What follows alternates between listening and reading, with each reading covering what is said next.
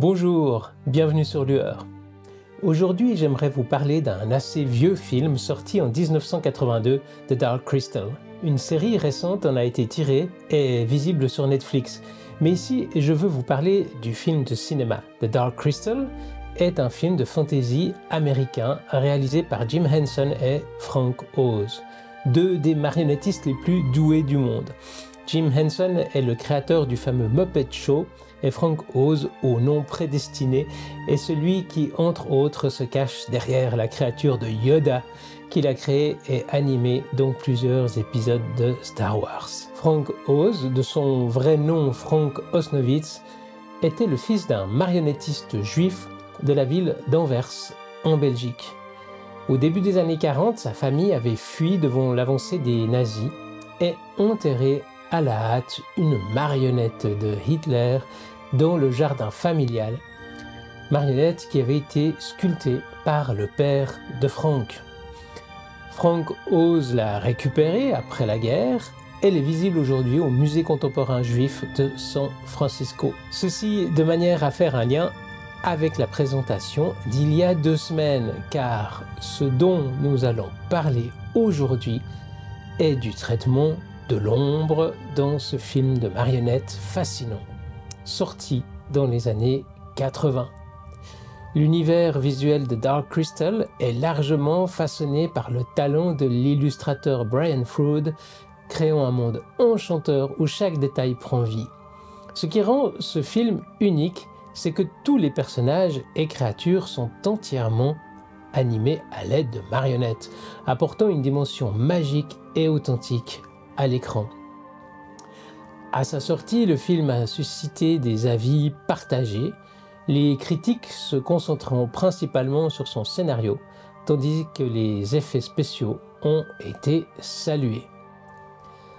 The Dark Crystal s'est révélé être un succès commercial en salle, remportant plusieurs prix et s'imposant au fil du temps comme un classique incontournable du genre fantasy au cinéma. L'histoire du Dark Crystal se déroule sur Thra, un monde imaginaire regorgeant d'une faune et d'une flore extraordinaires où des sortes de vautours repoussants, les Skeksis, règnent sur le monde en semant la terreur auprès de toutes les autres espèces vivant pacifiquement. Au cœur de cette aventure épique, 2 représentants du peuple Gelfling, plus délicats, se voient contraints d'entreprendre une quête héroïque pour sauver leur monde en péril. Car sur la planète Thra, une prophétie dit que c'est un Gelfling qui sauvera le monde. Les Skeksis ont donc tout fait pour les éliminer et ne survivent sur la planète que de très rares individus Gelfling. Alors que la critique a parfois été assez dure envers ce film, je le trouve pour ma part très réussi au niveau du scénario pour une raison qui me paraît essentielle.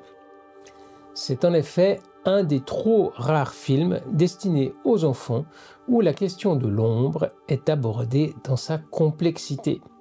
Une complexité qui va, ma foi, plus loin que de simplement désigner les bons et les méchants et tout faire pour anéantir les méchants à la fin.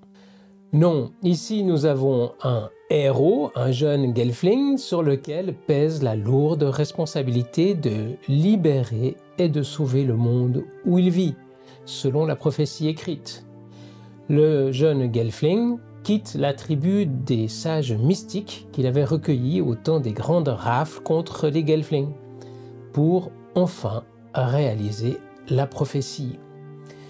Les mystiques sont des êtres calmes et doux, se trouvant être les pendants directs des Skeksis, et quand un Skeksis meurt, un mystique meurt instantanément, et vice-versa. Leurs destins sont liés au-delà du bien et du mal. Il n'est pas possible de se débarrasser du mal sans anéantir le bien. C'est ici un message essentiel de ce film qui enfin montre de manière claire que le mal est intimement lié avec le bien. Commence alors une vraie quête qui reprend tous les codes des vraies histoires de héros, comme décrites par des auteurs comme Carl Jung ou Joseph Campbell. Notre jeune héros, Jen, sait qu'il doit affronter les Skeksis au péril de sa vie. Son périple sera long et dangereux. Jen est un enfant héros, archétype de l'orphelin promis à un avenir glorieux, celui du héros qu'il doit devenir. Il n'a pas le choix de son destin. Il doit accomplir la prophétie. La première personne qu'il rencontrera sur son chemin sera l'archétype de la sorcière, Ogra, une vieille femme qui détient dans son laboratoire l'éclat de cristal qui permettra au jeune héros la réunification des deux mondes. Cette première rencontre met en scène la rencontre que chacun doit faire avec les sentiments réprimés d'indépendance, de croyances singulières et de distance par rapport à la société. Des aspects de notre personnalité que notre famille, nos amis et nos relations nous poussent généralement à ignorer ou réprimer, soi-disant pour notre bien, de manière à pouvoir être accepté dans le groupe, la tribu, la cité. Pourtant, il est un temps dans la vie où il est nécessaire de faire face à nos désirs d'indépendance et de ne pas toujours se fondre dans le moule qu'on veut bien nous donner. Et c'est le rôle de la sorcière de ne pas accepter la vie de confort qu'on nous fait miroiter, de s'écarter des chemins tout tracés et d'oser prendre les sentiers les moins utilisés. C'est donc elle qui va permettre d'ouvrir les portes de la perception, elle qui cherchera à connaître les secrets de la création et de la nature et de par sa distance d'avec les autres, entretiendra un contact privilégié avec les forces de la nature, les plantes, les animaux et leurs secrets. Cet aspect de nous-mêmes est inquiétant car il demande à nous débarrasser du connu et du confort qui nous empêche de commencer une quête intérieure ou extérieure. Nous avons tous notre sorcière intérieure qui nous pousse à essayer des choses inconnues, parfois à prendre des risques ou à ne pas suivre le chemin le plus convenu.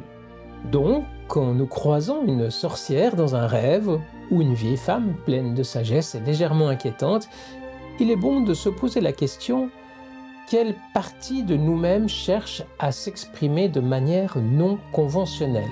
Quel interdit sociétal nous demande-t-elle de dépasser ou nous invite-t-elle à reconsidérer sous un jour nouveau? La seconde rencontre que Jen fera sur son chemin vers l'accomplissement de son destin est celui de la rencontre avec son anima, sa part féminine, représentée par Kira, une gelfling comme lui, rescapée des rafles. S'ouvrir à son anima pour un personnage de sexe masculin est un processus qui correspond à la sortie de la prime jeunesse, un temps où le rapport purement masculin à son propre corps se relativise.